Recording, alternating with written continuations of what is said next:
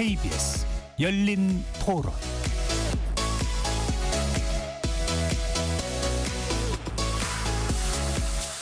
안녕하십니까. KBS 열린 토론 배종찬입니다. 1945년 8월 15일 일본 제국주의의 패망과 함께 한반도는 35년간의 식민 지배에서 벗어나 강복을 맞았습니다. 이날은 단순한 해방의 날이 아닌 한민족이 주권을 되찾고 독립국가 수립을 위한 첫걸음을 내디딘 뜻깊은 날이라 할 수 있는데요. 안타깝게도 독립의 기쁨은 그리 오래가지 못했습니다. 미국과 소련의 분할 점령과 정치적 갈등 속에서 남북 분단과 한국 전쟁이라는 비극을 낳았기 때문입니다. KBS 열린 토론에서는 강복 80주년을 앞두고 두 분의 전문가와 함께 태평양 전쟁, 독립운동 등 일본 패망에 영향을 미친 1940년대 굵직한 사건들을 돌아보겠습니다. 역사의 주체로서 오늘날 무엇을 개성하고 배워야 할지 이야기 나눠보겠습니다. KBS 열린 토론 지금부터 시작합니다. 치열한 토론 속에서 더 나은 세상을 찾아갑니다. 올바른 세상을 만드는 첫걸음. 평일 저녁 7시 20분 KBS 열린 토론. 오늘 열린 토론 함께해 주실 두 분 소개합니다. 과거를 오늘의 언어로 풀어내는 역사학자이시죠. 강연자이시기도 하고 방송인으로도 유명합니다. 심용환 성공회대 외래교수 함께합니다. 네, 안녕하세요. 미얀마 전문가로 동남아 지역에 대한 깊이 있는 분석을 바탕으로 학계와 언론에서 활발히 활동하고 계신 분입니다. 장준영 한국외대 교수 또 함께합니다. 네, 안녕하세요. 장준영입니다. KBS 열린 토론 문자로 참여하실 분은 샵 9730으로 의견 남겨주실 수 있고요. 짧은 문자 50원, 긴 문자는 100원의 정보 이용료가 붙습니다. KBS 1라디오의 모든 프로그램은 유튜브에서도 함께할 수 있으니까요. 많이 들어와 주시고 구독 꾹 눌러주시고 좋아요도 많이 보내주시면 좋겠습니다.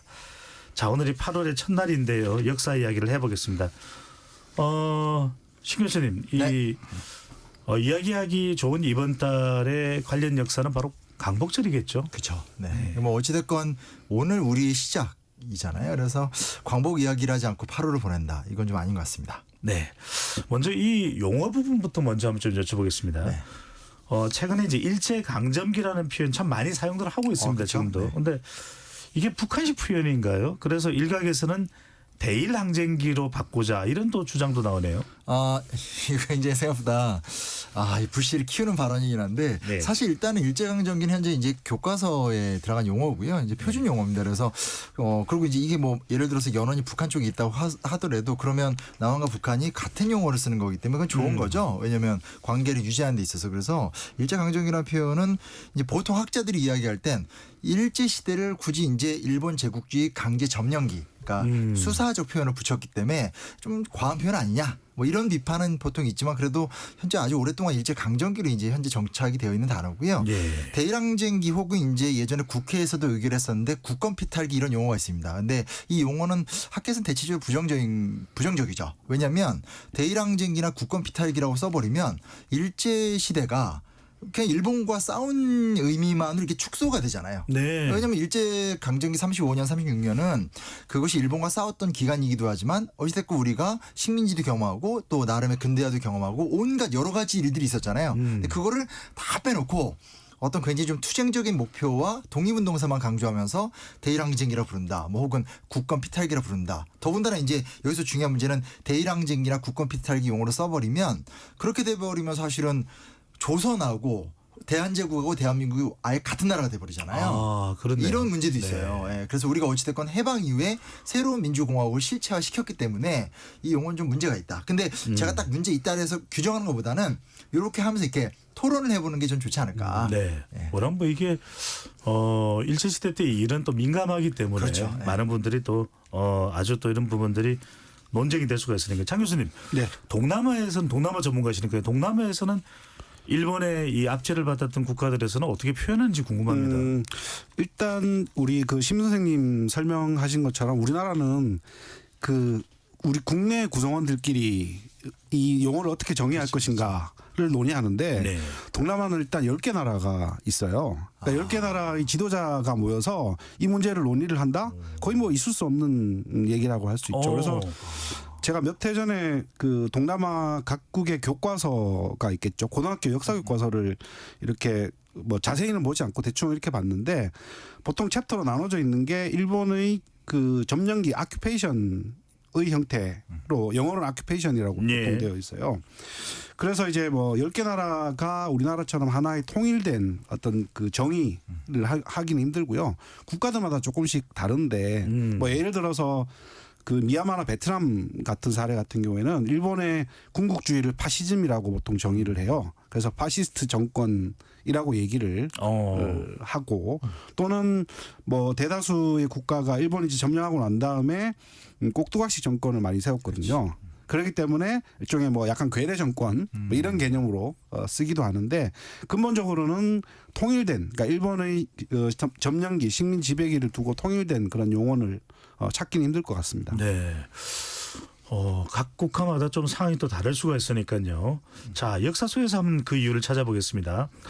어떤 상황이 있었고 우리가 그 당시를 어떻게 봐야 될지 이 부분에 이제 주목을 할 필요가 있을 것 같은데 80년 전 이제 강복 직전 당시입니다. 상당히 이제 많은 분들이 그 당시에는 일본의 이 통치에 있어서 좀 민감한 시기였을 텐데 신 교수님 그러니까 1945년이 이제 해방입니다. 네. 그 직전 무렵이 상당히 이 일본의 억압이 강화되는 시점이었다면서요? 그죠. 그러니까 최악이죠. 왜냐하면 이제 이것도 이제 입장의 차이가 있는데 한 41년 정도 되면 이제 중국에서 독립운동하던 세력들은 야 드디어 기회가 왔다. 이대로 가면 일본 무너진다. 왜냐하면 네. 이제 그들은 오랫동안 식민 지배 체제 속에 싸웠고 우리는 보통 이제 뭐 안중근 의사나 윤봉길 의사의 어떤 의거를 중요시 여기지만 사실은 이제 어느 나라가 독립을 한다라는 건 세계사적인 국제 관계가 바뀌어야 되잖아요. 근데 이제 일본이 37년에 중일 전쟁을 일으키면서 소위 말하는 아시아의 균형을 깼고 이 전쟁에서 중국이 무너지지 않았단 말이에요. 그러면서 이제 미국과의 갈등이 심각해지고 거기서 이제 39년 되면 이제 영국과 프랑스 이해관계에 걸려 있는 이쪽이지만 이제 그 동남아시아로 쳐들어가게 되면서 모든 국제 질서를 깨니까 당연히 우리나라 독립운동가들 입장에선 기회가 왔다. 근데 이제 문제는 뭐냐면 일본이 사실 어찌됐건 우리는 너무 싫지만 그 당시에는 세계적인 제국이잖아요. 그러니까 이 나라가 전쟁을 수행하는 과정들이 수년간 벌어지게 되고 결국 전쟁에서 가장 중요한 건 노동력이고 인적 자원이니까 우리가 잘 알고 있는 이제 강제징용 같은 문제들이 대규모로 동원이 되면서 한 38년부터 45년 이 한 7년 정도의 기간이 이제 우리가 잘 알고 있는 그 어마어마한 그 강제 노역 그리고 이제 일본군 위안부 같은 전시 성폭력 같은 문제들이 집중적으로 일어났으니까 그러니까 뭐 그런 거 있지 않습니까? 그 칠흑 같은 어둠이 지나야지만 새벽이 오는 것처럼 너무너무 아팠던 기간이고 이 시기를 경험하셨던 분들의 그 아픔은 사실은 어떻게 저희가 뭐 말로 표현하겠습니까? 네. 우리로서는 제일 힘든 일, 일본으로서는 더 나쁜 일이 많았던 시점이 1940년대 무렵인데 이때 이제 우리말에 대한 통제 또 일본어 교육을 그냥 완전히 일본 신민화하려고 그랬는데 교수님 이게 궁금해서요. 창씨개명 무슨 뭐 일본어 이름으로 뭐 미야자키 야사와 뭐 이런 식으로 바꾸게 만들었던 건 언제 시점입니까? 그것도 요 시점입니다. 그러니까 어찌됐건 이제 3.1운동 이후에 그 조선어 사용 허락 이거 좀 조심하셔야 되는 게 이게 뭐 자료 같은 거 보면 국어라고 나오는 거 그 국어는 이제 일본어 시간이고요. 조선어 사용을 허락해주고 조선 역사도 좀 배우게 해주다가 40년대로 들어오니까 이제 말 그대로 내선일체죠. 일본과 조선이 하나가 된다라고 이제 가게 되니까 결국 이제 여러 가지 어떤 억압 정책이 추진이 됐던 거고 다 그 시기 때 얘기. 다만 뭐 하나 기억하셔야 되냐면 창씨개명을 안 하는 사람도 꽤 있었습니다. 그러니까 창씨개명이 오히려 이완용 같은 사람 창씨개명 안 했거든요. 그러니까 누가 봐도 친일파는 또 창씨개명 안 해도 별소리 안 했습니다. 왜냐? 그래서 그렇게 우리 일본 제국은 여유가 있다. 배려해 준다. 그래서 무조건 창씨개명을 하면 친일파고 창씨개명을 안 하면 친일파가 아니고 이것도 좀 조심스럽다. 그러니까 창씨개명이란 정책이 뭐 가장 보편적이긴 하지만 그걸 좀 디테일하게 볼 필요는 있습니다. 네. 교수님 개명 그러니까 이제 이름을 바꾸는 건데 창씨는 뭡니까 이게 표현? 그러니까 이제 말 그대로 이제 시와 성을 바꾸는 거죠. 그러니까 우리가 뭐 심용환이면 이제 본관이 청성이고 이제 심씨의 이름이 용환인데 그걸 다 이제 싹 바꾸는 거죠. 예. 자, 드디어 이제 1941년 12월 7일입니다. 이 날짜가 바로 일본이 진주만을 기습 공격하는 그 날짜입니다. 이제 전쟁의 서막이 열리는데 지금 시점에서 보면 좀 궁금한 게 있습니다. 얼마 전에 일본이 미일 상호 관세 협상하려고도 막 열심히 움직이고 미국의 재정 경쟁 상도 부랴부랴 가 있고 그런데 이때는 미국을 침략을 했다? 네. 일본이 뭐 이기려고 했던 겁니까? 무슨 이유가 있는 겁니까? 그러니까 이게 이제 항상 이 시기에 나오면 온갖 관련 전공자들이 여러 이야기를 하게 되는데 당시 재미있었던 일화는 뭐냐면 전쟁 나면 이길 수는 없다. 그래서 어찌됐건 이제 해군 측의 반대에도 불구하고 단기 결전으로 가자. 이게 왜 그러냐면 결국은 중국이 항복을 안 한 상태에서 동남아시아까지 쳐들어가니까 전선이 너무 커지잖아요. 그러니까 이제 쉽게 말하면 이 아시아 전체를 관리하지 못하는 상태인데 문제는 그걸 두고 미국이 이제 금수 조치를 취하게 되면서 철강이나 석유 수출을 막아버리거든요. 그러니까 일본 입장에선 또 물자가 없으니까 그러면 이 미국을 공격해서 미국이 아시아 쪽 문제에는 관심을 갖지 않게 만들자. 왜냐면 2차 세계대전도 저쪽 유럽에서 터졌으니까 그걸 목표로 단기 결전을 시도했으나 역설적이도 그 단기 결전을 시도한 그 유명한 이제 진주만 폭격 사건의 결과 루스벨트 대통령이 그날 이제 다음 날인가요? 그 이 대일 선전 보고하고 또 한 이틀인가 있다 또 이제 저쪽 히틀러와의 싸움도 선전 보고하게 되면서 미국이 이제 양대양을 바탕으로 이제 전쟁이 시작이 된 거니까 뭐 일본 입장에선 뭐 아주 예상치 못했던 전혀 반대 효과를 이제 가게 된 거죠. 네. 자, 장 교수님, 이때 이 일본이 아시아를 향해서 외치는 것이 대동아 공영권입니다. 네. 네. 대동아 공영권의 뜻이 뭔지도 궁금한데 네. 사실 이 일본 압제를 받던 아시아 국가, 우리도 마찬가지지만 일본으로부터 벗어나는 것이 궁극적인 목표인데 일본이 이런 구호를 외쳐댄 이유가 뭘까요? 먼저 이 일본이 아시아에 속하죠. 네. 동남아도 넓은 의미에서 보면 아시아에 속하는데 그 제가 말씀드렸던 동남아 학생들의 교과서에 보면 러일 전쟁에 대해서 아주 상세히 기술을 하고 있고 유럽과 아시아의 싸움으로 보고 있어요. 그래서 그 전쟁에서 일본이 승리했기 때문에 동남아 사람들의 시각에서는 항상 유럽은 지배하는 계층이라고 생각을 했었는데 이러한 지배하는 계층들 사람들에 대해서 일본이 가서 혼을 내줬다라는 거죠. 그런 것들에 대해서 일본은 그러니까 동남아는 실제로 지배를 받기 이전까지만 하더라도 일본을 상당히 지지하는 그런 입장이었었죠. 그래서 태국이나 베트남의 그 신흥 계층들이 이 일본에서 유학을 상당히 많이 하게 되었고요. 일본으로부터 문물을 받았고 뭐 실제로 태국의 많은 지식인들 같은 경우에는 일본의 근대화 정책 이런 것들을 적극적으로 받아들이게 됩니다. 지배받았던 태국은 아니지만. 예. 그러니까 지배 이전, 그러니까 19세기 초 이럴 때, 그러니까 20세기 초 이럴 때죠.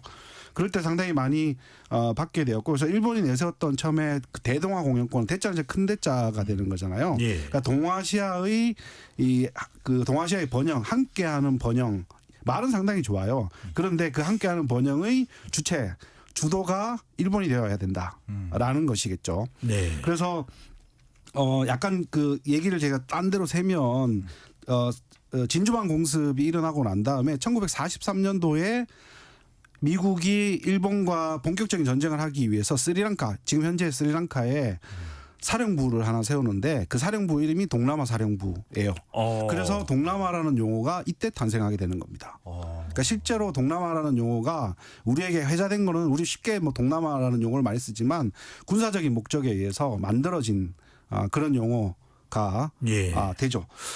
그래서 1943년. 네, 1943년도에 만들어졌고요. 그래서 이 대동아 공영권을 내세웠던 일본이 1941년부터 45년까지 국가마다 약간 하지만 내세웠던 가장 큰 기치는 아시아인을 위한 아시아가 되는 겁니다. 그래서 영어로 하면 아시아 포 디 아시안이 가장 핵심이 되는 거죠. 그래서 지금까지 그러니까 일본이 1941년도에 동남아에 진주하기 전까지만 하더라도 유럽 열강들은 인도네시아 같은 경우는 1650년부터 네덜란드 식민지를 받았기 때문에 이 유럽에 의해서 식민 지도 체제를 우리가 완전히 해방시켜 주겠다라는 그러한 논리를 펼치게 되었고 그런데 문제는 뭐냐면 일본 사람이 들어와서 이 사람들을 그러니까 대동아 공영권의 기수 선봉 주자가 되기 위해서 살펴보니 너무 우매하더라라는 것이죠. 그렇기 때문에 우리나라에서 있었던 뭐 창시개명이라든지 일종의 일본 방식의 교육제도를 도입한다든지,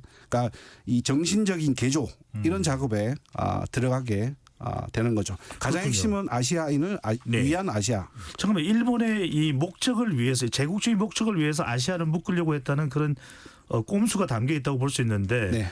아까 이제 10개 국가를 말씀하셨습니다. 네, 태국은 계속해서 독립을 유지한 국가였고 네. 이 아시아의 10개 국가에 우리도 포함이 되는 거죠? 아니요. 동남아 우리는 이제 그 한중일 삼국은 동북아로 빠지고요. 빠지고 예, 우리나라는 그러니까 지금 제가 말씀드린 건 보통 우리는 아세안이라고 보통 얘기를 10개 하는데 어떤 나라입니까? 그 서쪽에서 보면 미얀마, 태국, 캄보디아, 라오스, 베트남 5개가 있고 이 5개 나라는 그 유라시아 대륙에 있어서 보통 대륙부 동남아라고 부르고요. 예. 그다음에 그 남쪽으로 내려가면 말레이시아, 싱가포르, 그다음에 인도네시아, 그다음에 브루나이, 필리핀 이렇게 5개 나라를 도서 동남아라고 불러요. 해안 네. 동남아 또는 도서 동남아. 해서 총 10개 나라고요. 본인이 미얀마 전공하셨다고 미얀마부터 딱 시작하시네. 보통 지리적으로 나눌 때 가장 멀리서부터 이렇게 교수님 궁금해서 하긴 합니다. 태국은 계속해서 자기들은 계속 독립이었다고 이야기하는데 일본의 지배를 받은 걸로 봐야 됩니까?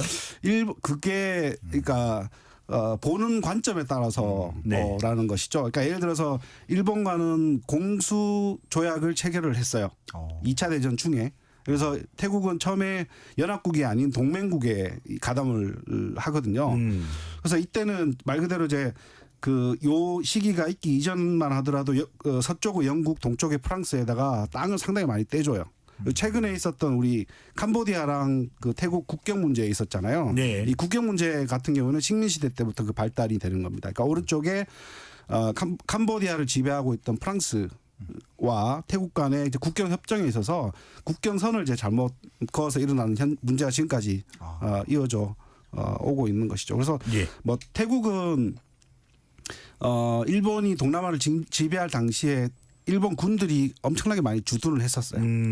그래서 이게 과연 주권은 태국 국왕에게 있었지만 독립국으로 봐야 되느냐. 그러니까 태국이 스스로의 그 결정을 해서 할 수 있는 것들이 정말 많이 있었느냐라는 관점에서 보면 좀 다르게 볼 수도 있는 거죠. 알겠습니다. 그렇지만 역사적으로 봤을 때는 어쨌든 그 독립을 지킨 그런 국가다라고 보통 알려져 있습니다. 예. 자, 참 다른 또 아시아 동남아 국가와 우리나라의 사정은 상당히 좀 다를 것으로 보이는데 신 교수님 2차 대전이 시작됐습니다. 일본이 진주만을 침공하고 이제 미국과 전쟁을 치룹니다. 그 과정에서 엄청난 징병이 이제 시작됩니다. 어느 정도 규모였습니까? 이거 이제 좀 두 개로 나뉘어서 얘기할 수 있는 게 예. 이제 국내 징용이 있고 또 해외 징용이 있습니다. 그래서 국내 징용은 이제 일본 내무성에서 공식적으로 발표한 자료들 같은 게 있는데 한 500만 명 정도. 그러니까 그건 이제 많이들 기억하시. 지금 이제 그 세대가 돌아가셔서 그렇지만 예전에 뭐 쉽게 말하면 이제 학교 가서 군사훈련하고 혹은 공장 같은 데 가서 일하고 여성들이 군복 꿰매고 뭐 이런 일들이고요. 국내 유적지도 많습니다. 그래서 많이 지금 철거가 돼서 좀 논란이 있긴 하지만 그 부평 쪽에 있는 그 단지 같은 것들이 예. 현재 이제 이걸 보존하자. 왜냐하면 그 기억을 잊어서는 안 된다. 뭐 이런 이야기들 때문에 있기도 하고 또 부평만이 아니라 이렇게 전국 돌아다니다 보면 이렇게 그 방공 같은 거 길게 뚫려 있고 하는 것들이 대부분 다 이제 동원돼서 뚫게 되고 제주도 가도 이렇게 절벽에 이렇게 해안 뭐 이렇게 동굴인 줄 알았더니 이제 다 이렇게 일본군들이 만들어 놓은 것들. 그래서 그렇게 국내 동원이 일단 되게 많았고요. 가장 힘든 건 이제 해외 동원이죠. 그래서 이제 강제라는 단어를 쓰긴 하지만 실제로는 대부분 이제 취업 사기로 이제 시작을 해서 이제 나중에 가면 이제 말 그대로 강제로 징집을 하는 단계까지 가게 되는데 그렇게 나간 사람들도 현재 추산하는 명수가 어쨌든 한 200만 명 이상은 됩니다.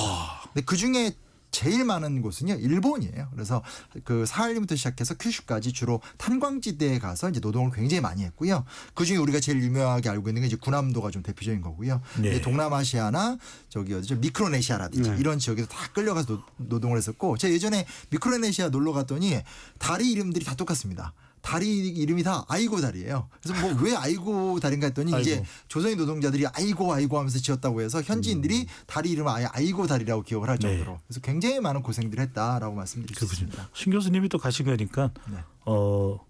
연구하러 가신 걸로 하겠습니다. 네. 아니 좀 놀러 갔어요. 죄송스럽지만 네. 자 지금 일본으로 이제 또 끌려간 사람들이 200만 명, 네. 그다음 국내에서는 500만 명이 동원됐다. 당시에 네. 해방 직전 무렵 40년대입니다. 1940년대 우리나라 인구가 어느 정도였습니까? 그러니까 이제 뭐 약간 숫자에 오차는 있지만 통상 그 당시 3천만 명 얘기하니까 어찌됐건 직접적으로 동원된 사람들이 이제 그 정도니까 뭐 인구에 뭐 동원할 수 있는 모든 사람들을 다 동원했다. 단 이제 병사 동원이 제일 적었죠. 왜냐하면 네. 이제 그만큼 일본이 지속적인 동화 정책을 추진하지 않았기 때문에 조선인들이 정체성을 잘 지키기도 했었고 우리 스스로 이제 또 저항을 하면서 일본 문화를 받아들이지도 않았고 그리고 이제 만약에 조선인들한테 총을 쥐었다가는 이제 이 내란과 반란이 일어날 것이다. 일본인 입장에서. 그렇기 때문에 이제 군사징용이 이제 비율이 적은 거고요. 주로 이제 노동징용이 대부분이고 이제 개중에 스토리들이 되게 다양한 스토리들이 있습니다. 그래서 뭐 예를 들면 뭐 그 인도네시아 같은 데는 이제 포로 감시원 같은 걸로 갔다가 말은 이제 감시원이니까 되게 편한 것처럼 보이지만 같이 노역을 하면서 포로를 감시하고 그래서 미군 입장에서 이제 미군 포로들이나 영국 포로들 입장에선 자기를 감시했던 사람만 기억하니까 전범재판소에서 일본인 고위 관료가 아닌 조선인 포로감시원을 이렇게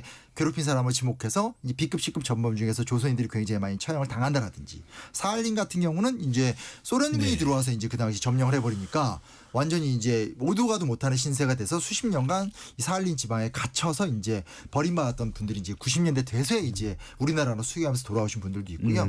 하나하나 깊이 들어가면 이건 너무너무나 고통스러운 이야기들이어서요. 그렇습니다. 간접적인 피해까지 포함하면 정말 엄청난 것인데 역사적 다큐멘터리로도 재규명되고 있습니다만 또 하나 궁금한 게 그 당시에 이 우리 한국에 대한 일본의 탄압, 압제 이런 거하고 그 동남아 국가 아까 뭐 10개국 말씀하셨는데 그 각국에 대한 일본의 식민 정책은 어땠습니까? 어느 정도 그 심각한 수준이 심한 수준이 어느 정도였을까요, 교수님?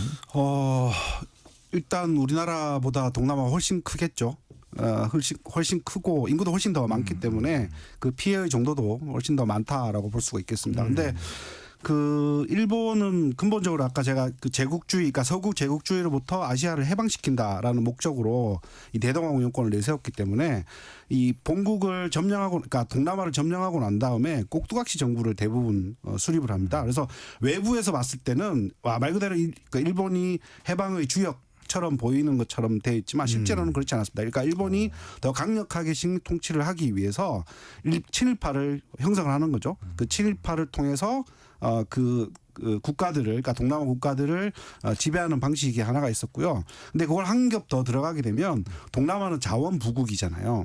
뭐 예를 들어서 말레이시아 같은 경우는 고무나 주석이 세계에서 가장 많이 생산되고, 그리고 이때 당시에 일본이 원유 의존 양이 미국의 한 절반 정도였고 50% 정도였고 나머지 50%의 25%를 인도네시아에서 가지고 갔습니다. 그만큼 동남아로부터 엄청나게 많은 자원을 수탈해 가게 되는 거죠. 그러니까 예를 들어서 베트남을 1945년도에 일본이 완전히 점령을 했는데 이 그 군사, 그러니까 한참 전쟁 후반부였잖아요. 패망의 직전이었기 때문에 그때 당시에 베트남 내에 있는 식량을 강제로 수탈을 해가게 되는 겁니다. 그래서 그때 당시에 아사자가 50만에서 400만 명 정도로 진짜? 알려져 있는데 그것도 정확한 수치가 아닙니다. 엄청나게 많은 사람들이 죽었고요. 그리고 그 이외에도 뭐 사례가 되는데 하나만 더 말씀드려도 될까요? 됩니다. 네. 예. 뭐 예를 들어서 이제 필리핀이 1941년도에 일본과 그 미군 이쪽에 들어왔죠. 그 유명한 메가드 장군이 여기에 참전을 했었는데, 기억납니다. 예. 네.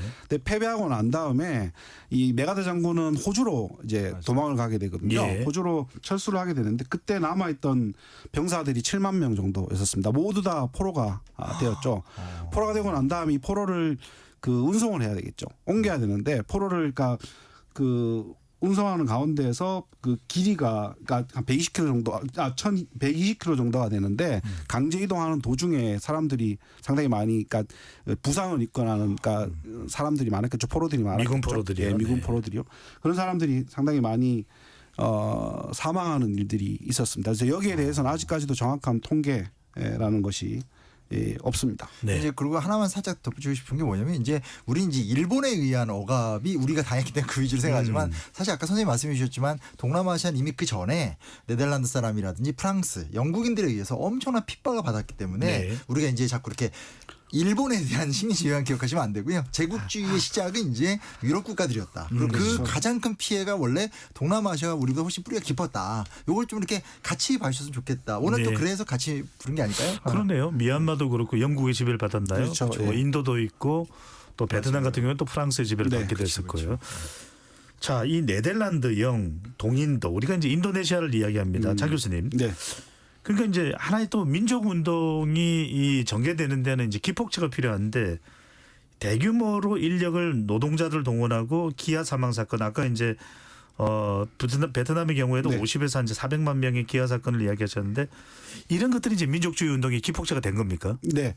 그 뭐 예를 들어서 인도네시아의 사례 같은 경우에는 그 로무샤라는 제도가 있었습니다. 로무샤는 이제 한자로 노무제가 되는데 네. 노무는 이제 노무사 할 때 노무가 되는 거고 쟤는 이제 사람을 가릴 때 근로자. 네. 근로자를 얘기하는 건데 이게 그러니까 무임금 근로자이고 네덜란드 식민 통치 시대 때 있었던 그런 제도죠. 일종의 노동력을 강제로 착취를 해서 일을 시키고 임금을 주지 않는 그런 네. 제도가 되는 거죠. 그래서 이런 제도가 그러니까 일본이 그대로 계승을 해서 실제로 실시를 했고 현지인들은 이 로무샤라는 제도는 그냥 살아있는 시체였다라는 말이 지금까지도 횡행을 하고 있습니다. 그래서 이때 당시에 약 400만에서 1,000만 명 정도가 동원이 됐다라고 알려져 있고 예. 그 가운데 한 10% 정도가 여성으로 알려져 있는데 이것도 정확한 수치가 그 여기서 로무샤로 인해서 사망한 사람들이 최대 1,000만 명이라고 봤을 때 한 400만 명 정도가 사망을 했다라는 거죠. 이런 일들이 인도네시아 사회에 다 알려지게 되는 거죠. 그러면서 그때 당시에 활동했던 종교단체들이나 아니면 뭐 청년들, 민족주의 단체들이 이 진상 조사를 하게 되면서 자연스럽게 민족주의가 좀 더 강화되는 그런 형태로 네. 나아가게 됐습니다. 1941년 12월 7일 느닷없이 이 진주만 침공을 당한 미국은 반격을 준비합니다. 바로 그것이 우리가 많은 영화로도 만들어진 1942년의 미드웨이 해전입니다. 수많은 전쟁 영웅들이 영화로 그려지게 됐는데요.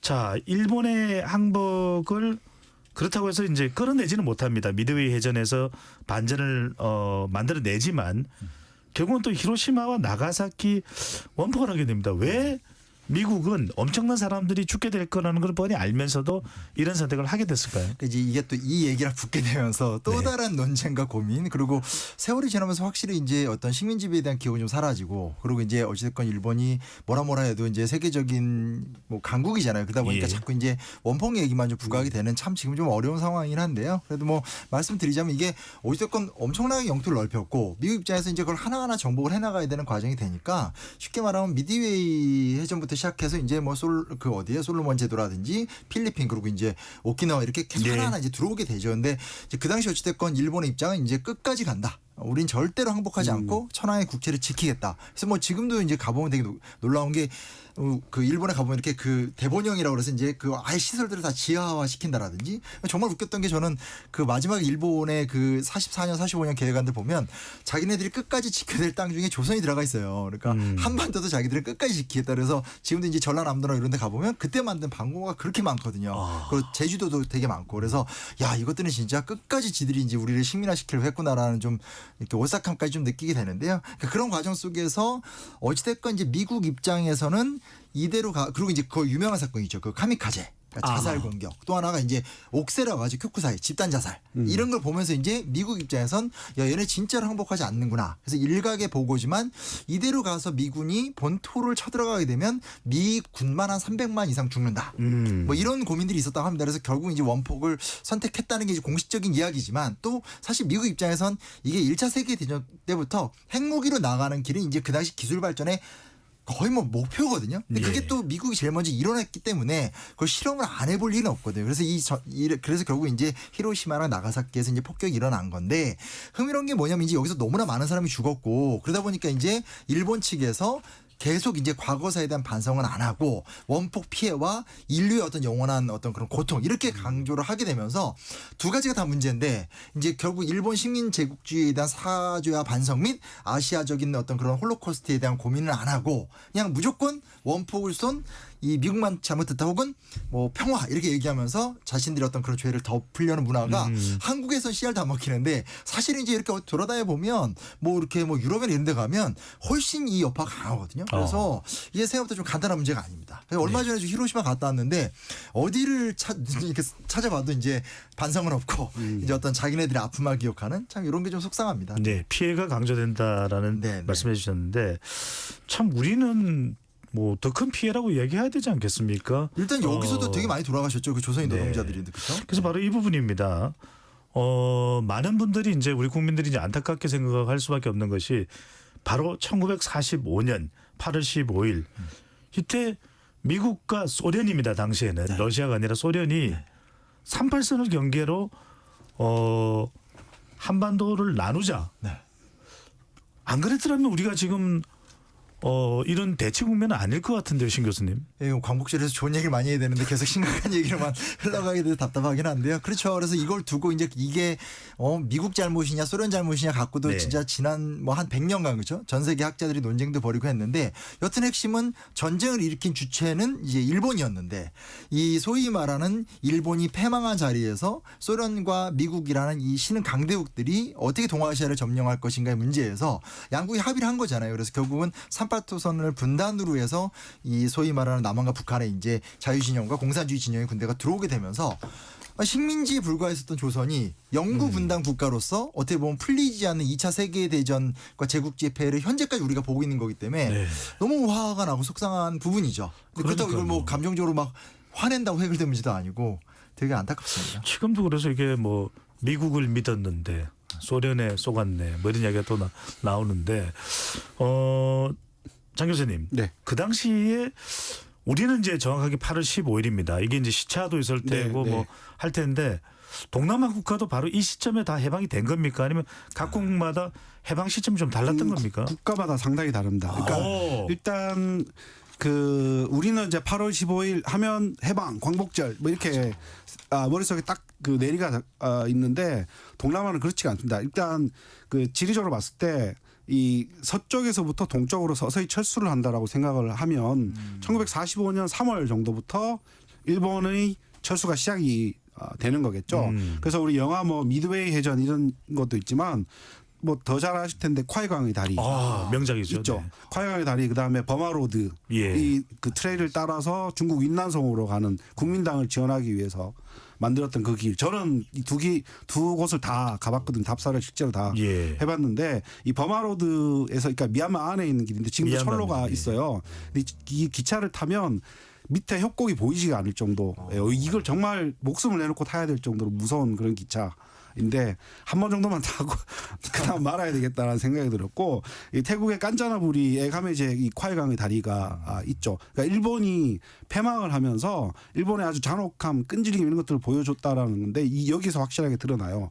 그러니까 유적지를 상당히 많이 폭발을 하고 뭐 왕궁이라든지 그러니까 과거 왕조의 영광 이런 것들을 일본이 거의 다 대부분 폭발을 하고 돌아가게 되는 거죠. 근데 상당히 아이러니한 것이 최근 들어서 일본이 다시 자금을 대서 자이카나 이런 데서 또 복원 사업 이런 것들을 또 하고 있다라는 것이죠. 그래서 실제로 8월 15일과 관련해서 가장 가까운 나라는 인도네시아 정도로만 들을 수가 있어요. 인도네시아는 그 원폭 피해를 입었고 8월 15일 날 우리나라가 독립했다라는 소식을 듣고 8월 17일 날 바로 독립을 선언을 합니다. 근데 이거는 그들만의 잔치. 이었었죠. 바로 인도네시아가 들어오게 되었고 거기에서 다시 네덜란드가 인도네시아의 네덜란드가 들어오게 되었고 네덜란드와 다시 기나긴 이 독립 투쟁의 과정에 그랬군요. 들어가게 되었습니다. 베트남도 베트남 전쟁을 뒤에 가서 제가 좀 자세하게 설명을 드리겠습니다. 네. 그런데 신 교수님 이건 어떤 에피소드가 있는 겁니까? 우리 국민들도 일본 천황이 이제 일본어로 그 이제 이 메가더 장군의 배 위에 올라가서 항복 선언을 하는데 뭐 잘 이해를 못했다. 그래서 다음 날인 8월 16일이 되어서야 만세행진이 전국을 뒤덮었다는데 무슨 일이 있었던 겁니까? 아니 왠지 뭐 잘 이해 못했다 이건 말도 안 되는 소리인 거고요. 그러니까 네. 물론 이제 그 5금 방송 읽어보면 무슨 말인지 저도 모르겠어요. 그래서 아무리 번역이 된 걸 봐도 이게 뭔 말인가 하는데 이미 뭐 사실 한 44년 말 되면 사람들이 다 예상을 하고 있었고요. 이제 이게 왜 지금 8월 16일 얘기가 나오냐면 해방이 됐었을 때 가장 즐거워했던 공간이 서대문형무소거든요. 그러니까 서대문형무소의 문이 열리면서 거기에 갇혀 있었던 독립운동가들이 쏟아져 나오게 되고 그 사람들이 기차를 타고 이제 고향으로 막 가서 해방의 독립을 알리게 되고 그리고 이제 8월 15일 날 그 소식이 알려지니까 참 재밌었던 게 사실은 태극기가 한 20-30년간 잊혀졌었는데 일장기 뜯어와 가지고 그 위에다 이렇게 파란색 딱 칠하고 이렇게 건곤 그리고 아니면 이제 그냥 빈 종이에 그리기도 하고 해서 8월 16일 날에 이제 전국의 사람들이 확 들고 일어나서 만세를 불렀다는 얘기입니다. 그래서 예. 8월 15일 당일 날도 당연히 이제 이게 여파가 있었고 하지만 보통 8월 16일, 17일 이 이야기라는 건 말 그대로 저쪽 남북에 까지도 모든 사람들이 나와서 함께 즐거워했던 날이 하루 이틀이니까 뭐 그건 굉장히 빨리 진행이 된 거죠. 뭐. 그렇네요. 네네. 자, 장 교수님, 네. 우리가 이제 태평양 전쟁을 이야기를 할 때 바로 미국과 일본 사이의 전쟁이 이제 태평양 전쟁이라고 이야기를 합니다만 어찌 보면 그토록 서구 열강들에 시달렸던 동남아 국가들, 베트남, 인도네시아, 필리핀 이런 국가들은 이 시점이 그냥 어떤 일본으로부터 압제를 당하고 식민 통치를 당하고 시달렸다가 아니라 뭔가 이제 현대 국가로 갈 수 있는 네. 그런 아시아 민족주의, 탈제국주의의 시작이었다. 이렇게도 볼 수 있는 겁니까? 예, 정확히 맞습니다. 일단 일본 식민 통치 이전에 유럽의 식민 통치의 가장 중요한 형태는 우리처럼 정치적인 억압 이런 것들보다는 주로 자원 수탈의 목적을 가지고 있었거든요. 그래서 상대적으로 좀 자유로운 그러니까 소수 민족들이 사는 지역 같은 경우에는 뭐 그들의 부족장 체제 이런 것들을 그대로 유지하는 경우가 상당히 많았었습니다. 그런데 일본이 들어오고 난 다음부터는 뭐 예를 들어서 인도네시아 같은 경우는 네덜란드어를 사용하지 못하게 하거나 네덜란드어나 영어를 사용하지 못하게 하고 일본어를 가르치거나 뭐 이런 일들이 벌어졌거든요. 근데 이게 하나의 역작용이 일어나게 되면서 좀 나름대로 반동이 일어나게 되면서 인도네시아 사람들이 우리가 쓰던 언어 지금 현재 인도네시아어 국어 이런 것들을 장려하게 되는 거죠. 그러면서 그들이 스스로 잘 가지지 못했던 민족적인 자긍심 그다음에 국가적인 소속감 이런 것들을 만들어내게 되는 데 있어서 오히려 더 중요한 역할을 했고 그리고 독립운동을 하던 민족주의자 같은 경우에도 상당히 느슨한 형태가 있었습니다. 그러니까 뭐 종교인들도 있었고 그러니까 인도네시아 같은 경우는 이슬람 교도들 뭐 불교권 같은 경우는 미얀마 같은 경우는 승려들이 중심이 돼서 많은 뭐 계몽운동 이쪽으로 많이 갔었는데 예. 이 일본이 지배하고 난 다음부터는 하나로 응집되는 명확하게 이 사람들이 하나로 모일 수 있는 그런 명분을 일본이 만들어 주게 되었다라는 측면에서 네. 국가적인 또는 민족적인 정체성을 발견하는 그러한 시기였다라고 보겠습니다. 이게 상당히 좀 궁금한 부분인데 장 교수님 지금 이제 상당히 좀 시간이 또 흐르기도 했지 않습니까? 네. 뭐 아주 많이 흐른 건 아니지만 1945년 시점으로서 이 10개국의 동남아 국가들이 일본에 대한 감정이 어떻습니까? 우리는 이제 뭐 과거사나 독도나 또는 위안부나 네. 강제징용을 얘기할 때는 느닷없이 불현듯 분개심이 치솟습니다. 네. 그러니까 뭐 베트남이나 인도네시아나 미얀마나 필리핀이나 이런 국가들은 일본에 대한 감정이 어떻습니까? 대만 등. 뭐 우리나라의 하나아세안 센터라고 국제 기구가 있는데 하나아세안 센터에서 뭐 매년 아니면 경년으로 해서 동남아와 한국에 사는 청년들의 각 지역에 대한 인식 조사 이런 거를 발표를 네. 하거든요. 그래서 거기에 보면 일본은 항상 이미지가 좋습니다. 그러니까 동남아 국가의 청년들은 일본을 배워야 되고 일본을 동경을 하고 하는 그런 친구들이 상당히 많아요. 잠깐만요. 그렇게 억압했던 나라고 수탈했던 나라인데 네. 감정이 좋다고 무슨 이유가 있는 겁니까? 그 이유라고 보는 것이 이 동남아의 식민 통치라는 것 자체는 그러니까 일단 첫 번째로는 일본의 식민 지배에 비해서 유럽의 식민 지배의 역사가 훨씬 더 길겠죠. 맞아. 그래서 그들에게 받았던 핍박에 비하면 일본은 상대적으로 작았다라는 것이고 또한 동남아 사람들이 가지고 있는 이 문화적인 특정이 개방성이라는 게 있어요. 그게 식민 통치를 받긴 받았지만 그로 인해서 우리가 서구의 문물을 접할 수 있고 일본의 문물을 접할 수 있는 그런 기회를 얻었다라고 보는 것이죠. 뭐 예를 들어서 태국은 식민 통치를 받지 않았지만 태국 음식이 상당히 미식으로 소문이 나 있잖아요. 예. 그 미식으로 발전하게 된 그 계기가 20세기 초, 그러니까 19세기 말 20세기 초에 문을 활짝 열어서 이 일종의 그러니까 문호를 개방하게 되면서 다양한 문화들이 들어오게 되고 그 과정에서 태국의 것과 서구의 것 또 아시아의 중심으로서 일본의 것들을 받아들이면서 태국으로 다시 승화하게 되는 거죠. 그들의 것으로 다시 만들게 되는 거죠. 예. 그렇게 되면서 자기네들의 그 식민 통치의 역사를 스스로 미화는 아니지만 잘 인고해내는 그러한 특징이 있다라고 좀 재해석을 했다 그렇게 볼 수 있겠네요. 그렇게 볼 수는 있을 것 신 같습니다. 교수님 이게 조심스러운 이야기입니다만은 이 동남아 국가들과 우리가 일본에 대한 감정을 좀 단순 비교하기는 좀 어렵겠네요. 어렵죠. 근데 이제 하나 분명한 건 이제 한국인하고 중국인들이 가장 이제 일본에 대해서는 비판적이다. 네. 그게 그럴 수밖에 없는 게 사실은 이제 어찌됐건 동남아시아 지금 말씀하신 것처럼 유럽의 영향도 있고 민족 국가가 일찍 발전한 지역은 또 아니고. 근데 이제 우리나라나 중국 같은 경우 오랜 기간 이제 어떻게 보면 이제 우리 입장에서는 완전 변방에 이제 신경도 안 쓰던 나라한테 이제 그 어떤 모욕을 당했기 때문에 또 이제 그거에 대한 민족의식이 굉장히 강하니까 이제 주로 중국 본토나 우리나라 사람들이 굉장히 이제 비판적이고요. 타이완을 항상 이 얘기를 하는데 제가 느끼기에는 타이완은 이 장제스의 어떤 그 독재가 워낙 길었잖아요. 이제 그거에 대한 기억이 너무 강하기 때문에 일본을 좋아한다기보다도 기본적으로 이제 많은 이제 지신들이 지적하는 건데 거세됐다. 그러니까 일본에 대해서 중국인이나 한국 사람들처럼 일제 강점기를 이렇게 곱씹어볼 시간이 없었다. 이런 지적들이 최근에 좀 나오고 있습니다. 그래서 나라마다 이게 차이가 있다. 뭐 그렇다고 그걸 무슨 옹호하고 미워하는 건 아니니까요. 예. 네.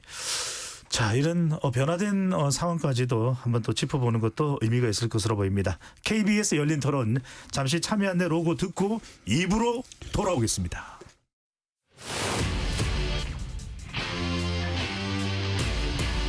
토론에 정답은 없습니다. 토론이 세상을 바꿀 수도 없습니다. 하지만 질문은 새로운 세상을 만들 수 있습니다. 질문으로 올바른 세상을 만드는 첫걸음 KBS 열린 토론.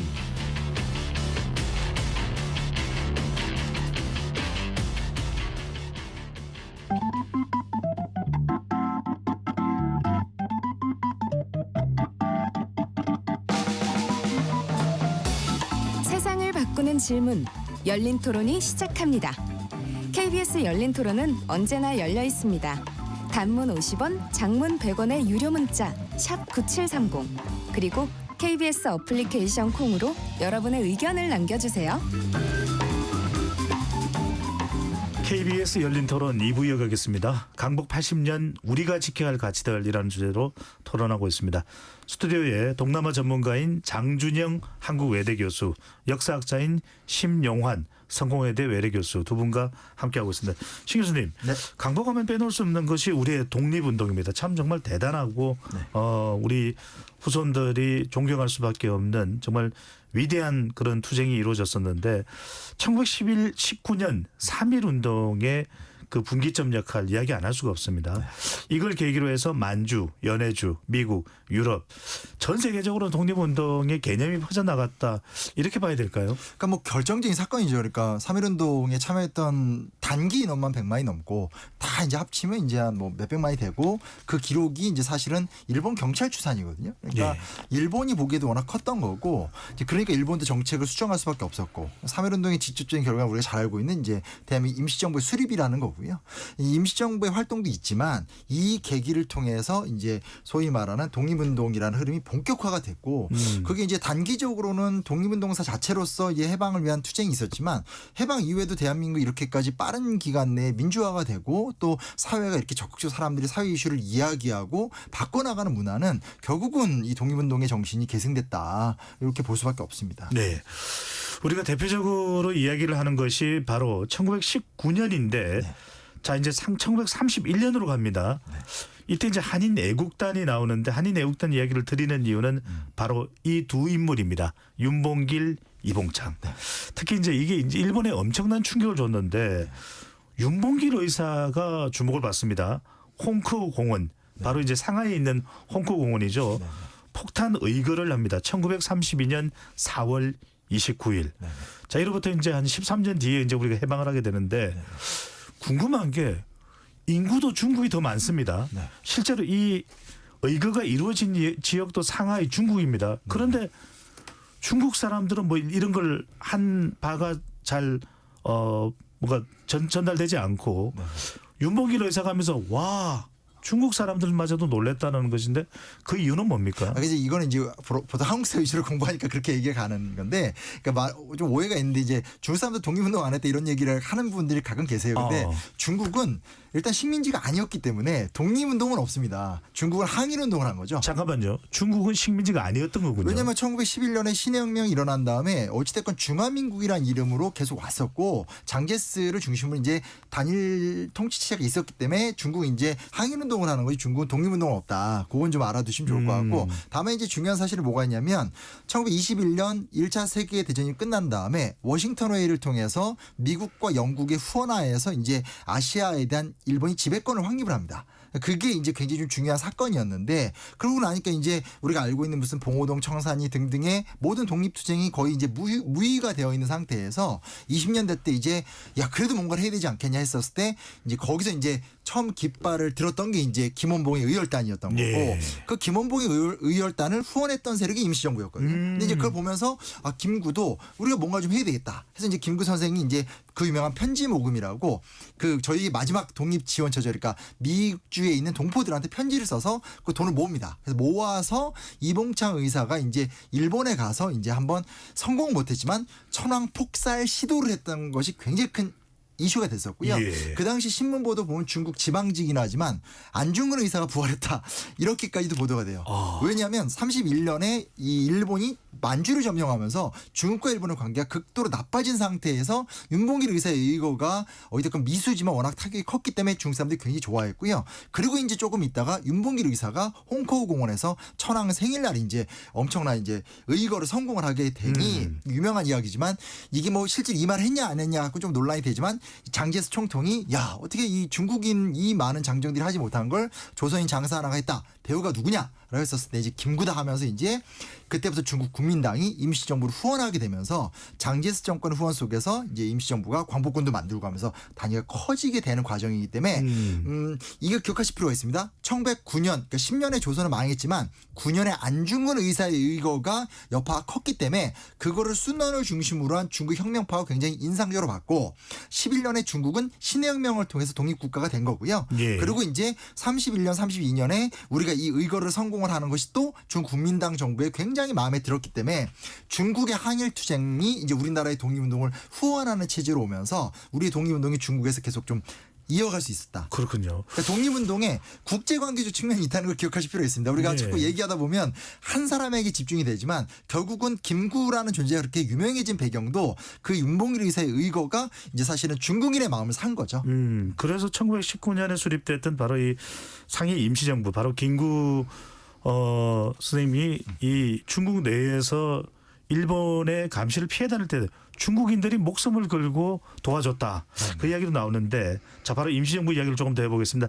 1940년에 들어가면서 드디어 이 독립을 위해서 결단을 내려야 되겠다. 네네. 강복군을 만듭니다. 네네. 그래서 실제로 이야기는 실제로 이제 해방되는 그 무렵에 강복군을 투하해서 한반도 전쟁에도 참여를 하려고 했었다라는 이야기도 전해지긴 합니다만 실제 강복군의 역할은 어땠습니까? 그러니까 이제 목표는 이제 두 가지인데 하나는 이제 임시정부는 이제 국제 공인을 받으려고 하는 노력이 하나 있었고요. 이제 두 번째는 이제 광복군을 투입해서 이제 그 서울 진공작전 같은 것들을 성공해서 독립군의 지위를 얻겠다라는 건데 하나만 성공했죠. 그러니까 대서양 헌장을 통해서 장제스를 이제 압박을 해서 장제스가 이제 루스벨트랑 처칠을 만난 자리에서 한반도의 독립이라는 단어를 이제 딱 따내거든요. 다만 이제 거기에 처칠이 반대합니다. 왜냐하면 처칠은 동남아시아에 굉장히 많은 이해가 있기 때문에 아이 독립 반대. 그래서 이제 적절한 시기에 독립하겠다라는 이제 그 어떤 한반도 독립 문항까지 따냈는데 하지만 임시정부의 국제 공인까지는 받지 못했고 그리고 미국의 후원 속에서 이제 뭐 독수리 작전 뭐 넵코훈련 이렇게 해가지고 이제 소위 말하는 광복군 특수훈련 같은 것들이 진행이 됐지만 우리가 잘 알다시피 이제 그 소위 말하는 원자폭탄에 의해서 일본이 예상보다 빨리 항복을 하죠. 그래서 이게 항상 나온 얘기입니다. 그래서 김구 선생이 나에게는 너무나 원통했다. 조금만 더 우리가 준비가 됐으면 당당하게 어떤 프랑스처럼 이렇게 어떤 1차 세계대전에 승전국으로 들어갔던 우리가 이 고생을 안 했을 텐데. 왜냐면 네. 그때 보면 김구 선생 중심으로 해서 심지어 사회주의자 민족주의자들도 계속 통합체를 만들고 있었거든요. 그래서 중국 관내에서 거의 독립운동 단체들이 하나가 돼 있었던 상태였었는데 그게 좀 끝까지 갔으면 지금보다 훨씬 좀 좋은 구조가 만들어지지 않았을까 하는 속상함들이 좀 있죠. 네. 자, 우리가 그랬다면 동남아도 궁금합니다. 우리 10개국이고 인구가 우리보다 많았던 곳도 있었을 테고 오랫동안 또 서구 열강뿐만 아니라 일본의 지배를 받으면서 이제는 아니야라고 생각했을 텐데 그들 나라의 독립운동사는 어땠습니까, 교수님? 주로 이제 그 동남아 독립운동의 끝, 그러니까 예를 들어서 독립을 했을 때 동남아의 대부분의 공통점들은 신생 독립국의 지도자가 된 경우가 상당히 많이 있었죠. 예를 들어서 인도네시아의 수카르노 같은 경우, 우리 그 자카르타 공항 이름이 수카르노 하타 공항이거든요. 네. 그래서 수카르노가 대통령, 하타가 이제 부통령 이렇게 됩니다. 나중에 이제 노선 갈등으로 인해서 둘이 이제 멀어지게 되는데 이런 사람이 있고 뭐 미얀마의 예를 들어서 이제 아웅산이라는 아웅산, 네. 아웅산 우리 1983년도에 우리나라의 그 나름대로 드림팀이 갔다가 그러니까 그 강요들이죠. 그래서 그 북한에 의해서 이제 테러 사건이 있었던 그 묘소입니다. 그래서 뭐 과거에는 이제 뭐 아웅산을 가지고 산으로 표기를 했던 적이 실제로 있었어요. 그래서 인물인데 아웅산. 아웅산 그 산이 아니군요. 산이라고 네. 표기했던 적도 있었어요. 그러니까 우리가 이제 이 나라에 대해서 잘 몰라서 그런데 근데 아웅산이라는 이 인물은 미얀마의 독립운동을 이끈 지도자이기도 하고 지금 현재 문제가 되고 있지만 미얀마 군부를 창설한 그런 인물. 이기도 합니다. 그래서 국부로 추앙을 받는 그런 인물이거든요. 그래서 일찍이 이 다양한 민족으로 구성되어 있는 미얀마, 버마라는 나라를 하나로 통합하려는 그러한 시도를 했던 인물이고요. 애석하게도 우리나라의 김구 선생님처럼 독립을 목전에 두고 정적에 의해서 암살당하는 일이 벌어졌습니다. 그래서 역사에 뭐 만약이라는 가정은 없지만 만약에 아웅산 장군이 독립 이후에 독립 버마의 지도자가 됐으면 운명이 좀 달라지지 않았을까라고 보는 사람들도 많이 있습니다. 그래서 아니 그 딸이 아웅산 수치 여사. 딸이 아웅산 수치이고요. 그래서 아웅산 장군의 사망에 대해서는 아직까지도 뭐 수객기로 많이 남아 있는데 그때 당시에 처칠 말씀하셨는데 아웅산이 이제 국내적으로 인기가 상당히 많았고 처칠은 이 나라를 독립시켜 주고자 하는 의도가 없었어요. 그래서 뭐 정적을 누구 하나 매수를 해서 이렇게 총을 둬서 사살했다라는 그런 설도 있는데 명확하게 밝혀지지는 아직 않았고요. 그리고 대표적인 인물이 호찌민. 있죠. 예. 베트남인가요? 베트남의 네. 호치민 있죠. 호치민 같은 경우에는 다른 국가들의 지도자랑 달리 일찍이 베트남 공산당을 창설을 했고 보통 우리가 알고 월맹이라고 보통 알려져 있죠. 베트남 독립연맹이라는 것인데 이게 남쪽으로 침투를 시켜서 남쪽에 말 그대로 공산화를 달성을 하고 북쪽에서 남쪽으로 내려오는 그런 형태를 통해서 독립운동을 했죠. 그렇지만 뭐 베트남도 우리나라처럼 북27도를 기준으로 해서 이제 남북으로 분단이 되었고요. 75년도에 북베트남에 의해서 통일이 되는데 호찌민은 통일된 베트남을 보지는 못하고 그 전에 사망을 합니다. 그래서 동남아에 주로 이제 독립운동을 이끌었던 사람들은 독립 후에 대부분 대통령이나 뭐 총리와 같은 국가의 지도자. 가 되죠. 여담인데 이제 그 호치민이 이제 우리나라에서만 돌아다니는 야사인데요. 그 정약용의 목민순서를 그렇게 들고 다녔다 이런 소문 유명합니다. 그렇습니까? 그래서 심지어 뭐 이렇게 그 호치민 박물관에도 있다. 근데 거짓말입니다. 거짓말이고요. 이제 그걸 이제 소위 말하는 모스크바 공산대학을 다닐 때 박헌영이 선물로 줬다 하는데 목민심서 읽어보면 이제 사실은 그냥 지방관의 목민 내용이에요. 그래서 아무 도움이 되는 것도 아니고 결정적으로 박헌영과 호치민이 같은 시절에 이제 모스크바에 있지도 않았어요. 근데 이제 이게 우리나라에서 워낙 정약 에 대한 인기가 올라가니까 이게 이제 사실처럼 국내에서 많이 도는 뭐 재밌는 유언비어입니다. 틀렸습니다. 그 조금 더 시간을 과거로 돌리면 그 베트남도 한자 문화권이어서 그 응우엔 왕조 그러니까 18세기 그러니까 이전 뭐 이때까지만 하더라도 베트남의 관료들이 중국으로 많이 유학을 오거나 출장을 많이 왔단 말이죠. 그래서 우리나라에 사람들도 이쪽으로 갔어요. 그래서 거기서 그 한자로 그러니까 말은 통하지 않으니까 한자로 담화를 하거나 했는데 많이 남아 있는 기록들이 우리 그 실학이 유행을 할 때 이수광의 지복유설 같은 거 있잖아요. 지복유설을 베트남 사람들이 갖고 와서 이 보고 읽고 자기네들이 이걸 따라해보자라고 했던 그런 기록들이 남아 있습니다. 장 교수님 뭐 조선 시대까지는 안 올라가겠고요. 그렇게 하겠습니다. 네. 오늘 또 약간 야사 하나 넣었습니다. 네. 집중해 주시고요. 자, 3.1 만세 운동 또 윤봉길 의사나 안중근 의사가 아시아에 미친 영향 이건 상당히 궁금합니다. 네, 뭐 예를 들어서 그 중국에 이제 변법 자강 운동이 있었죠. 근데 실패를 하고 거기에서 활동했던 량치차오라는 인물이 있었는데 이 인물이 일본으로 건너가게 돼요. 근데 이때 동시대에 베트남의 판보이쩌우라는 인물이 일본에서 만납니다. 그래서 두 사람이 담화를 해요. 담화를 하는데 그 내용이 베트남의 그 응웬 왕조가 어떠한 과정을 거쳐서 프랑스의 식민화가 되느냐 이러한 내용들을 주로 얘기를 합니다. 그래서 그걸 하나 엮은 게 월남망국사라는 책으로 나와요. 월남망국사. 그러니까 나라가 어떻게 망해가느냐라는 거죠. 근데 이게 되게 알려지면서 우리나라의 단재 신채호 선생님이랑 주시경 선생님이 이런 분들이 이게 한자로 돼 있으니까 한문으로 돼 있으니까 번역을 해요. 그래서 우리나라에 알려지게 되면서 우리는 그때 당시에 일제강점기 바로 직전이었었잖아요. 그래서 어떻게 하면 우리가 베트남의 사례를 반면교사 삼아서 식민화되지 않을까 뭐 이렇게 알려진 기록은 있습니다. 네. 자, 이제는 서서히 이제 이 해방 그 날짜로 이제 점점 다가가야 되는데 그래도 우리가 이 독립운동사에서 신 교수님 좀 잊혀진 인물이 누굴까 싶은 생각도 들어요. 잊혀진 인물은 너무 많고요. 그리고 네. 뭐 이제 그러다 보니까 이제 사실은 우리나라 그래도 독립기념관 같은 게 만들어져서 많이 발굴을 하고 있는 상황이고요. 이제 근데 이제 최근에 그냥 뭐 문득 생각나는 거 하나 말씀드리면 2019년 3.1운동 100주년을 기념으로 해서 이제 여성 독립운동가들 얘기를 많이 하게 된 게 저는 가장 큰 수확 같아요. 그래서 그 영화 암살의 이제 모티브가 됐었던 이제 전지현 씨가 맡았었던 예. 남자연 여사 같은 경우가 이제 굉장히 좀 유명 그 사건들이 많이 발굴이 되기도 했고요. 최초의 여성 의병장으로 이제 윤희순 선생이라든지 그리고 이제 최초의 여성 파일럿 뭐 이런 분들이 이제 많이 그 권기옥 같은 사람들이 알려지게 되면서 최근에 좀 여성 독립운동가들 이야기하는 게 좀 관심이 많이 생겼고요.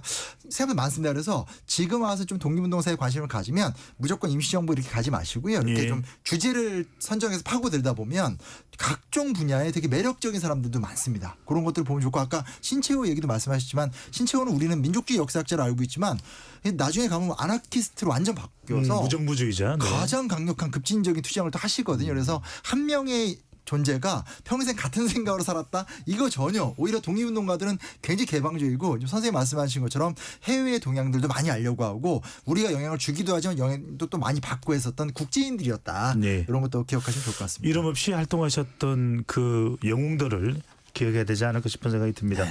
아까 이제 살짝 그 신 교수님 말씀을 하셨습니다만 전쟁 말기 카이로서는 1943년입니다. 더 가까이는 얄타 회담 1945년.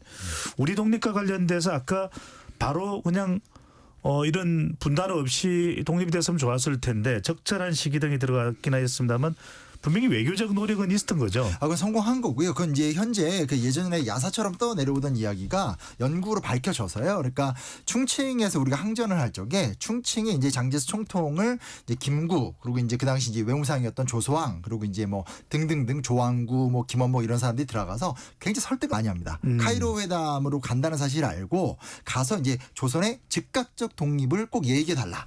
그걸 설득을 했고 장제스 총통이 오케이 받아들이는 기록을 현재 문헌으로 확인이 되어 있고 공개가 되어 있고요. 다만 이제 장제스가 그럼 그 카드를 왜 받았냐. 아마 그랬을 거예요. 장제스는 조선을 도와주면서 2차 세계대전 이후에는 한반도 쪽에 내가 좀 영향력을 행사해 보겠다. 근데 그거는 뭐 사실 권력이라는 게 그런 거 아닙니까. 그래서 그걸 해서 얻어냈던 것들은 현재 확인이 되기 때문에 나름대로 굉장히 좀 조밀한 외교를 통한 성과를 우리가 이뤄냈다는 거죠. 네, 역사는 참 아이러니하네. 그 장제스도 결국은 대만으로 피신갈 수밖에 그렇죠. 없던 상황. 네.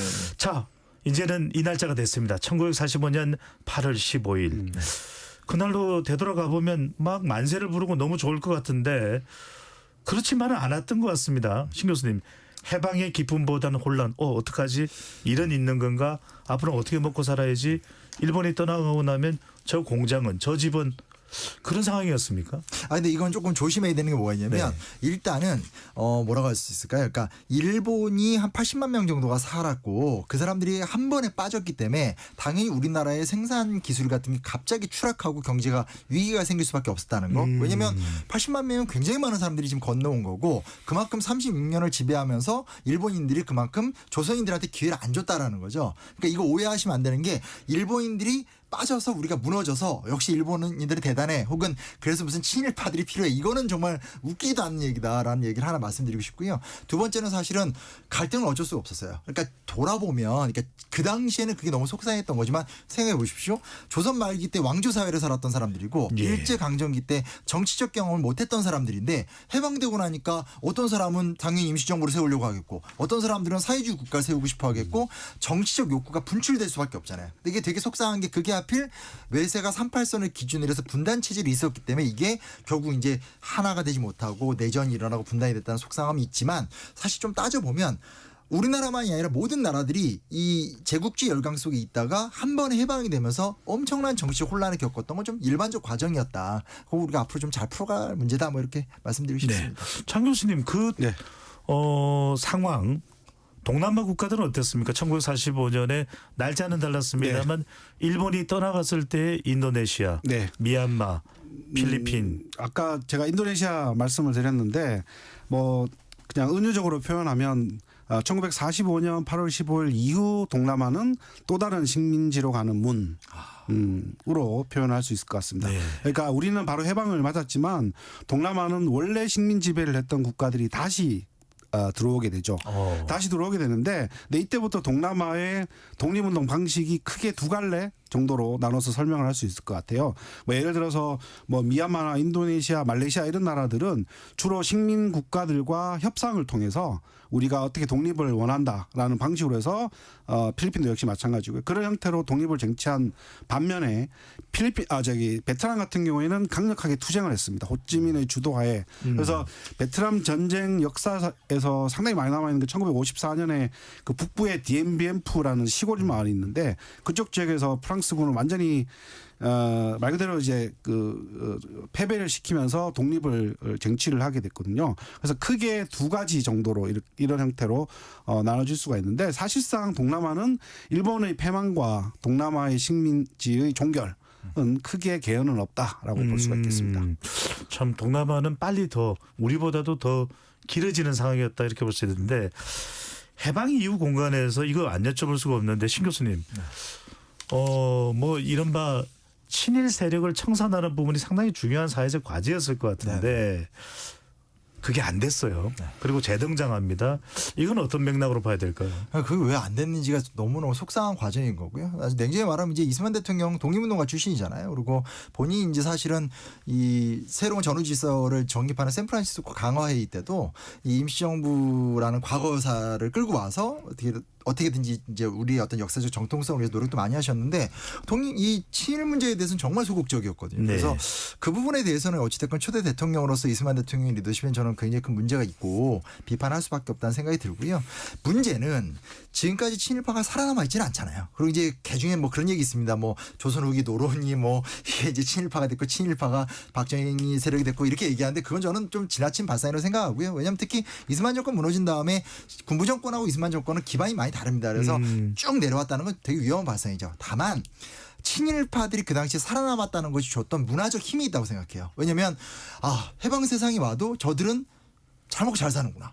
모난돌이 정에 쪼이는구나. 이런 식의 문화가 사실은 지금까지도 계속되고 있잖아요. 그래서 뭔가 이렇게 올바른 이야기, 바른 삶, 그리고 정정당당한 삶이 인정받지 못한다라는 어떤 잘못되고 왜곡된 세계관이라는 것이 지금까지 왔기 때문에 친일 문제 청산의 실패라는 것은 인적 구성원의 계승 이런 거를 보통 사람들이 얘기를 많이 하지만 그보다 전 조금 더 본질적인 문제로서 우리가 갖고 있는 기본적인 이 대한민국의 윤리관, 이 세계관의 문제에도 좀 안 좋은 영향을 미쳤다라고 저는 생각합니다. 네. 장 교수님도 아까 일본 지배를 받았던 동남아 국가를 이야기하면서 괴뢰 정권 이야기하셨는데 이들 나라에서는 친일 세력에 대한 청산 작업은 어떻게 전개되나요? 사실상 동남아는 국가가 모든 국가들이 다민족으로 구성되어 있기 때문에 독립하고 난 다음에 첫 번째의 과업은 어떻게 다양한 민족들을 하나로 통합시켜서 국민국가를 결성하느냐의 문제였었거든요. 그러니까 뭐 반민족 행위자들을 처벌하거나 하는 일들보다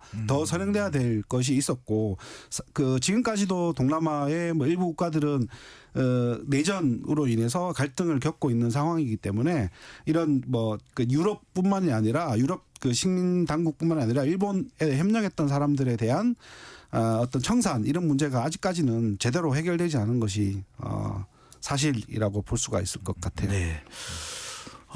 강복 80주년을 맞아 KBS 열린 토론 오늘 일본에 대한 시각 또 이 강점기 또 그리고 그 이후에 해방 공간에서 어떤 상황이 있었는지에 대한 이야기를 해보고 있는데요. 끝으로 이제 점점 강복절이 좀 잊혀지고 있는 것 아닌가. 뭐 해방이란 두 글자만 기억나지 정확하게 우리가 무엇을 해야 되는지 부분에 대해서는 잊고 있는 것 아니라는 지적도 나오는데 두 분께 끝으로 여쭤보겠습니다. 우리가 개성하고 기억해야 될 가치 좀 충분하게 말씀을 해주시는데 먼저 신 교수님부터요. 사실은 뭐 이게 잊혀진다는 건 자연스러운 거거든요. 그러니까 뭐 그런 거 있지 않습니까? 그러니까 뭐 조선시대 때 연려라든지 뭐 어떤 그런 효자 이거 지금 우리나라 사람들이 기억하지 않잖아요. 그래서 사실은 시기가 지나면서 45년을 경험했었던 일제강점기를 경험했던 사람들이 사라진다라는 건 어쩔 수 없고요. 그에 대해서 이제 그만큼 기억이 사라지는 것도 어쩔 수 없는 부분은 저는 있다고 생각합니다.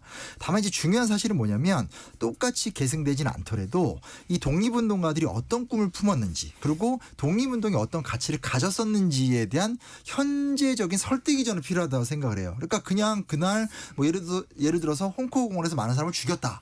뭐 이토를 죽였다. 이래버리면 그건 멋있는 서사긴 한데 그래서 그게 무슨 의미가 있어? 라고 했었을 때 우리가 직접 적용이 안 되는 거죠. 왜냐면 우리한테는 그런 어떤 무슨 뭐 고문이라든지 뭐 지배 이런 경험이 없잖아요. 근데 이제 그걸 조금 더 넓게 본다면 아까 말씀드렸듯이 안의사의 저항이 조선의 멸망을 막지 못했지만 중국의 혁명운동에 굉장히 또 효시나 영향을 줬고 또 반대로 그래서 순원 같은 중국의 지도자들이 임시정부가 세워졌었을 때 또 임시정부를 후원해주고 하면서 동아시아 협력 질서가 만들어졌다라든지 오늘은 주로 이제 일본의 비판적 이야기를 많이 했지만 사실은 일본인으로서 국제적 삶을 살면서 조선인이나 중국인을 도왔던 또 굉장히 동아시아적인 인간들도 사람들도 많았거든요. 예. 그런 것들을 본다라면 여전히 21세기에도 이 시기의 모순이라는 걸 극복하려고 했던 의미 있는 몸부림들이 있었구나. 이러면서 현재적인 이야기가 되는 거죠. 그래서 그런 부분에서는 이게 저도 이제 많이 느끼거든요. 이렇게 제 아들 둘인데 애들한테 라떼는 말이야 이런 말을 꼭 하게 되더라고요. 근데 그렇게 가는 것보다는 요즘 우리의 시각과 우리의 삶 속에서 과거 이야기가 무슨 의미를 갖는가에 대해서 치열하게 노력해서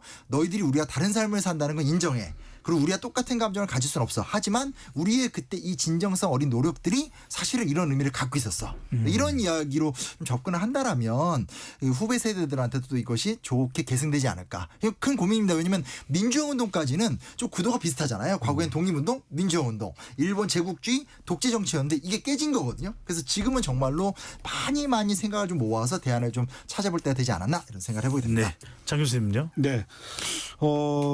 동남아의 경험에서 몇 가지를 말씀을 드리면 일단 그 우리나라가 과거에 이제 베트남 전쟁에 참전했을 때 그 경험을 두고 우리나라 일각에서는 베트남에다가 사과를 해야 된다라는 의견이 상당히 지배적으로 나왔었고 그렇게 해야 된다라는 게 있었습니다. 그런데 베트남 정부에서는 사과를 굳이 받을 필요가 있냐라고 주장했던 적도 있었어요. 네. 그게 왜냐하면 베트남과 한국의 경제적인 관계, 그다음 외교적인 관계 이런 것들을 고려했을 때 지나간 과거를 두고 다시 아픈 과거를 다시 되살려서 이 자체를 긁어서 붓으로 만들 필요가 있겠느냐라고 보는 베트남 사람들이 또 시각도 있단 말이죠. 그래서 그 전후에 보게 되면, 그러니까 독립 이후에 일본의 행태, 동남아를 둔 일본의 행태를 보게 되면 적극적으로 경제 지원을 하게 됩니다. 알겠습니다. 네, 오늘 마무리를 해야 될 시간이 돼서요. 두 분 말씀을 여기까지 듣도록 하겠습니다. 한마디만 하겠습니다. 짧게. 네. 혹독한 겨울에서 따뜻한 봄을 꿈꾼다. 외부의 위협은 내부의 단계를 도모한다. 동남아의 경험이었습니다. 알겠습니다. 역사는 잊지 말아야겠습니다. 두 분 말씀 여기까지 듣겠습니다. 고맙습니다. 네, 감사합니다. 지금까지 KBS 열린 토론 배종찬이었습니다.